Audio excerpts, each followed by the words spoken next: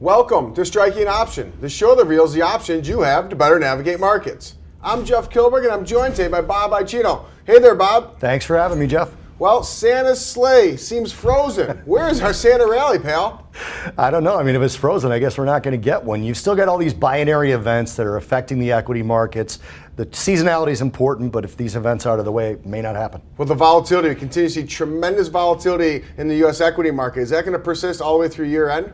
I'm afraid so. I mean, as we get into that last week, the volatility is driven as much by volume as it is by news. So maybe not the last week or so, but I consider the third week of December year end. All right, fair enough. Let's get into this first lightning round. You ready? I am ready.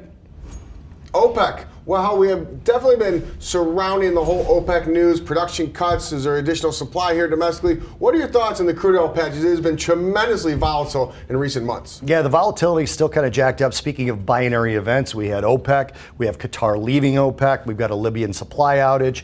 So I want to take advantage of this volatility. I don't think we'll get above 56.50, 57. So I'm selling the week 3 54 call for about $1,100, and I'm buying the week 3 56 call for about $230. The selling of this call spread allows an investor to collect around $870. It's a $2 call spread, expires December 21st. It is the week 3, and when priced, the underlying Feb, it is the Feb, was trading at 52.35, at the money volatility around 44%. No, I understand. So you're really embracing the volatility, utilizing a call spread, selling that call spread to collect that extra premium, kind of like the Warren Buffett way to approach things, be the insurance provider, not the insurance buyer, correct? Yeah, I think the vol is going to persist, but I also think the ranges are going to be tighter than they've been. So maybe we dip down back to that 50 level when it's all said and done. Right. All right, I like that, Bob. And please remember, these are trade examples, not trade recommendations. Let's move into the second lightning round, pal. Ready for it.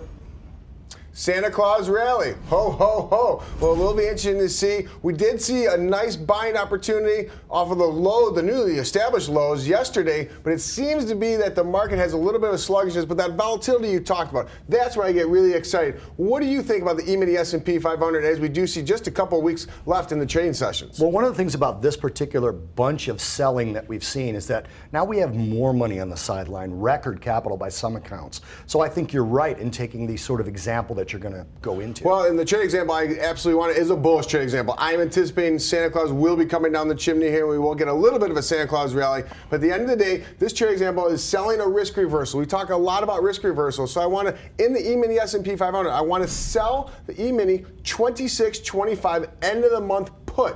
That's selling a put. Now, the other side of the risk reversal is buying an upside call. But what we're utilizing in this trade example is we're selling that put, collecting those ticks to finance the purchase of that upside call. So I'm going to be selling that 26.25 end of the month put for 30 ticks, but I'm buying the 27.25 end of the month call for 25 ticks, a credit spread. So typically we try to establish these for a slight credit or nearly no cost. But remember, we're going to be collecting about $250, and this was priced out when the E-mini S&P 500 was trading about $26.74.